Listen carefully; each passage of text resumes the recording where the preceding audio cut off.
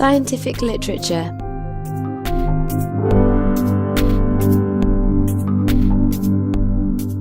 How good is chlamydia screening? Randomized control trial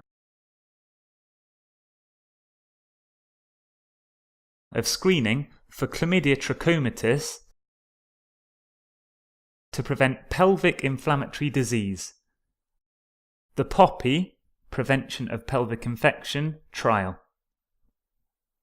Abstract. Objective: to determine whether screening and treating women for chlamydial infection reduces the incidence of pelvic inflammatory disease over the subsequent 12 months. Design: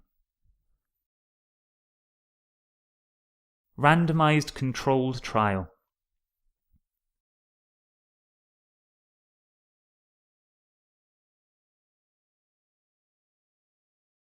Setting: common rooms, lecture theatres, and student bars at universities and further education colleges in London.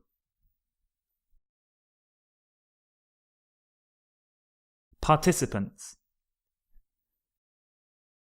2,529 sexually active female students, mean age 21 years.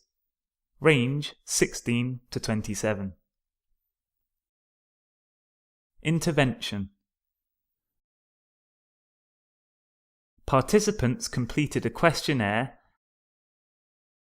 and provided self-taken vaginal swabs, with follow-up after 1 year. Samples were randomly allocated to immediate testing and treatment for chlamydial infection, or storage and analysis after a year. Deferred screening controls. Main outcome measure: incidence of clinical pelvic inflammatory disease over 12 months. Conclusion: although some evidence suggests that screening for chlamydia reduces rates of pelvic inflammatory disease, especially in women with chlamydial infection at baseline,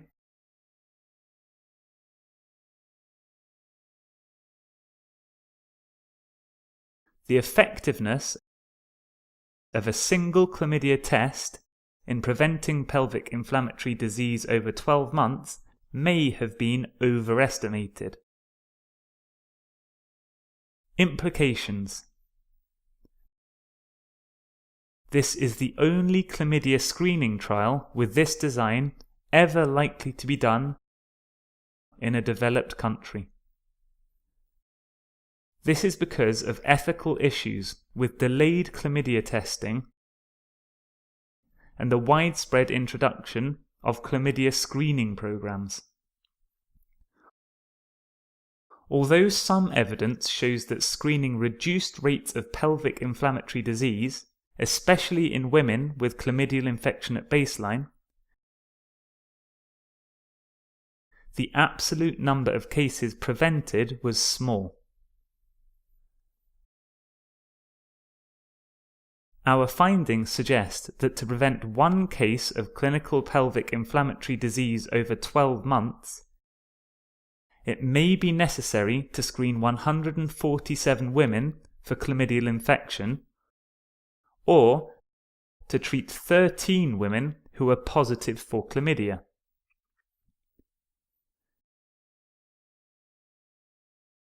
These numbers are greater than previously suggested. If the incidence of pelvic inflammatory disease in women with chlamydial infection has been overestimated, and particularly if it is less than 10%, then the cost effectiveness of screening might be exaggerated. Most cases of pelvic inflammatory disease over 12 months were not prevented by a single chlamydia screen and occurred in women who were negative for chlamydia at baseline. This suggests the importance of incident infection.